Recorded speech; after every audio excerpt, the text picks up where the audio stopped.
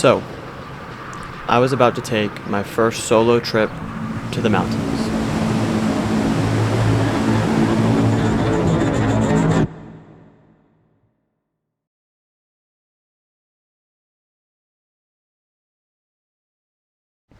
It's currently 3:19 and I just woke up.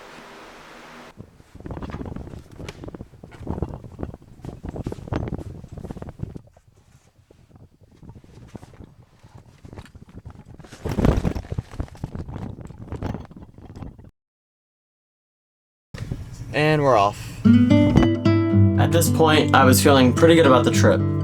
I was on my way, spirits were high, everything was going just how I had hoped. But I spoke too soon. My car decided to take matters into its own hands.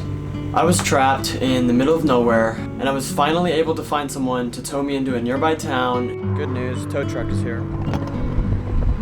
And that was when I got the bad news. The mechanic couldn't quite tell what was wrong with it, and it would be a while till he could actually take a good look at it. So in the meantime, I decided to go under and take a look myself. To be honest, I didn't really know what I was doing. I had never really worked on cars before. I was just told that the problem seemed to be coming from under the car. It wouldn't be until the next day that the mechanic could take a look at it, so in the meantime I got a motel room for the night. Not bad, honestly. And that's when I got the call. Because, Okay. I mean, this is not your fault. Yeah. Okay, I don't want you to feel in any way that it's your fault. The cost of it, I don't want you beating yourself up. I don't want Dad beating himself up. I mean, it doesn't do any good to beat ourselves up about it now. Just, I don't know, maybe see how much it would cost for like a new engine. I received the worst news I could have ever gotten. I was told that there was much more wrong with my car than we had originally thought, and basically that we were going to have to get a whole new engine for my car. So, I just got a call back from the mechanic that's working on my car. Basically, he said that my engine is completely screwed up. It's either get rid of the car or buy a new engine. At this point, I can't do anything about it. No one can do anything about it. It just kind of sucks. I planned this trip like 6 months ago. Everything was perfectly planned out. Everything, I mean, this is just the kind of stuff that you can't plan for. And it's always the kind of stuff that ends up happening. Nothing is working out. I'm trapped in a tiny town where the population is, 1,000 people in this tiny motel room. And I have no money, no food. The only food I have are these powdered donuts and a bottle of water left. So this is not the position that I imagined myself in. I wanna fly, can you take me far away? Give me a star to reach for, tell me what it takes, and I'll go so high, my feet won't touch the ground.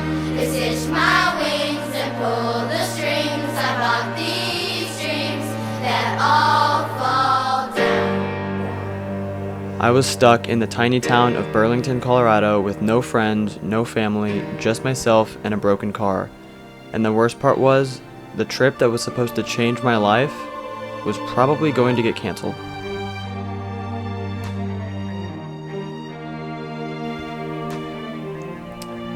With just a sliver of hope, my parents called and said that there was a possibility I would still be able to go.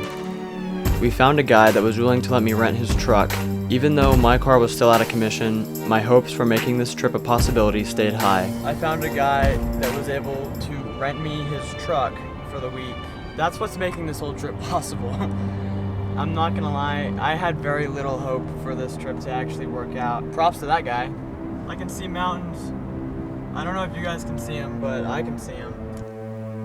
Unfortunately, I didn't think very far ahead because I didn't have anywhere to stay.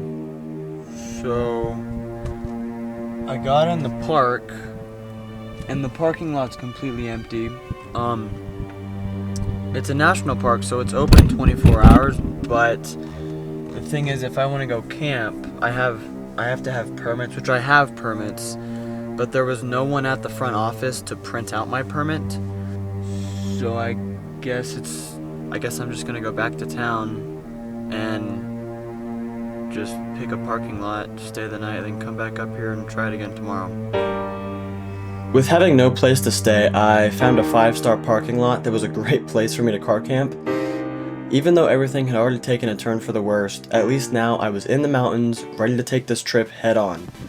I woke up the next day pretty early, and what happened next is something that I can't really tell you, so I'm just gonna have to show you.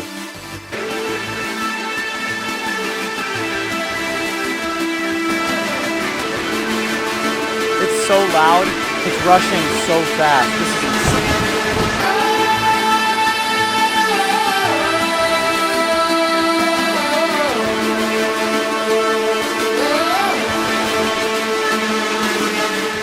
Alright, this trip was finally in motion. I was bound and determined to make this thing work. I was in the mountains, in my happy place. I threw out every ounce of bad attitude that I had in my body. This trip was only gonna work if I made it work. So, this is me making it work.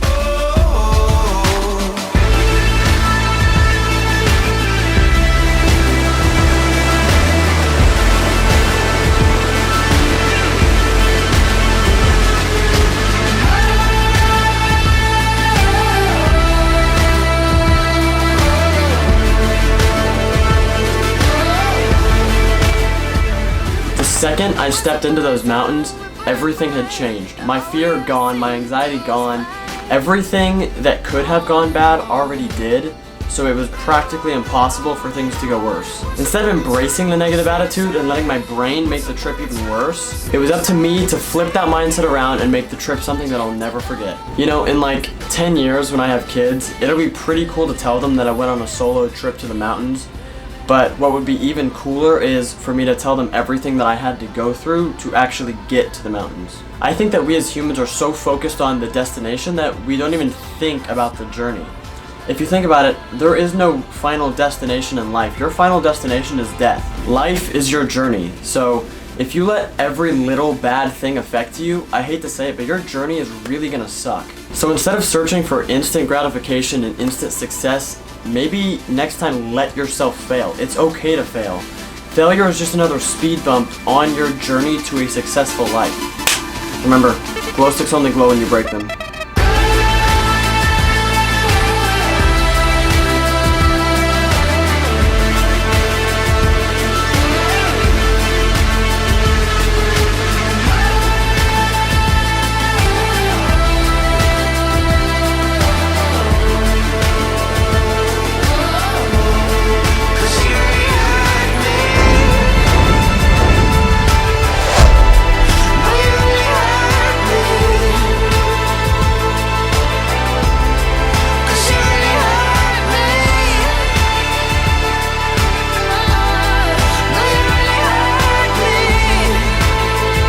I guess I'm just gonna go back to town, pick a parking lot, stay the night, then come back up here and try it again tomorrow.